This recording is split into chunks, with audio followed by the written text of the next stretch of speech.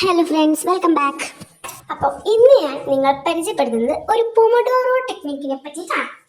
അപ്പോൾ ഇതെന്തായാലും ഒരുവിധം എല്ലാവർക്കും അറിയാം, ഫെമിലിയർ ആയിട്ടുള്ള ഒരു സംഭവമാണ്. എന്നിരുന്നാൽ പോലും അറിയാത്തവർക്ക് വേണ്ടിയിട്ടാണ് ഞാൻ ഈ വീഡിയോ ഡെഡിക്കേറ്റ് ചെയ്യുന്നത്. അപ്പോൾ എന്താണ് പൊമഡോറോ ടെക്നിക്ക്?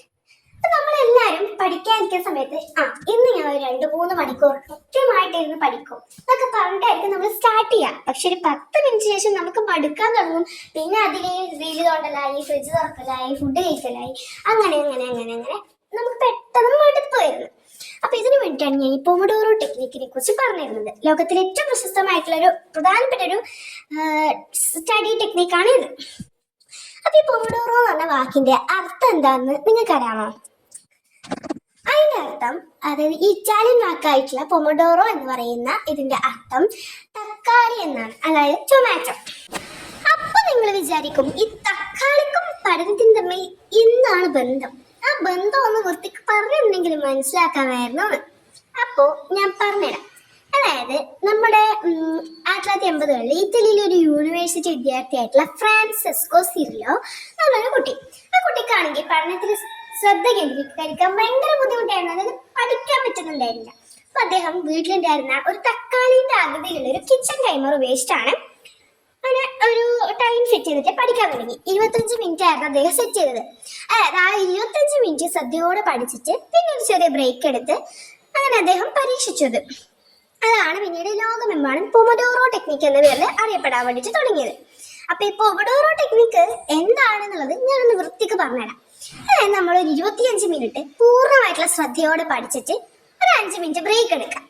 അങ്ങനെ ഒരു 4 സെഷൻ, അതായത് 25 മിനിറ്റ് പഠിക്കുന്നു, 5 മിനിറ്റ് ബ്രേക്ക്, 25 മിനിറ്റ് പഠിക്കുന്നു, 5 മിനിറ്റ് ബ്രേക്ക്, 25 മിനിറ്റ് വീണ്ടും പഠിക്കുന്നു, 5 മിനിറ്റ് ബ്രേക്ക്, 25 മിനിറ്റ് വീണ്ടും പഠിക്കുന്നു, എന്നിട്ട് ഒരു 15 to 30 മിനിറ്റ് വരെ ഒരു വലിയ ബ്രേക്ക്.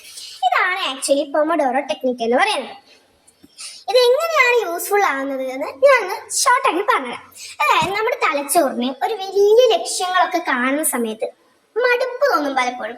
അതായത് ഒരു 3-4 മണിക്കൂർ ഇരുന്ന് നമ്മൾ പഠിക്കണം എന്ന് നമ്മളിങ്ങനെ മനസ്സിൽ പറയുമ്പോൾ അത് നമ്മുടെ തലച്ചോറിനെ ആക്ച്വലി അതൊരു വലിയ നീണ്ട കാര്യം, അതൊരു മടുപ്പായിട്ടായിരിക്കും തലച്ചോറിനെ ഫീൽ ചെയ്യുക.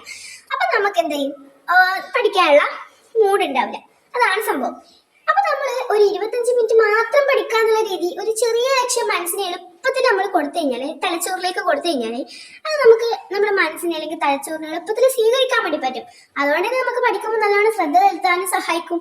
അപ്പോൾ ഇടയ്ക്കുള്ള ബ്രേക്ക് എന്ത് ചെയ്യും, തലച്ചോറിനൊരു വിശ്രമവും. കുത്തി നിറച്ച് പഠിക്കുന്നതല്ല, അതിന് പകരം 25 മിനിറ്റ് മാത്രം പഠിച്ചിട്ട് ബ്രേക്ക് എടുത്തുകൊണ്ടാണ് നമ്മൾ പഠിക്കുന്നത്.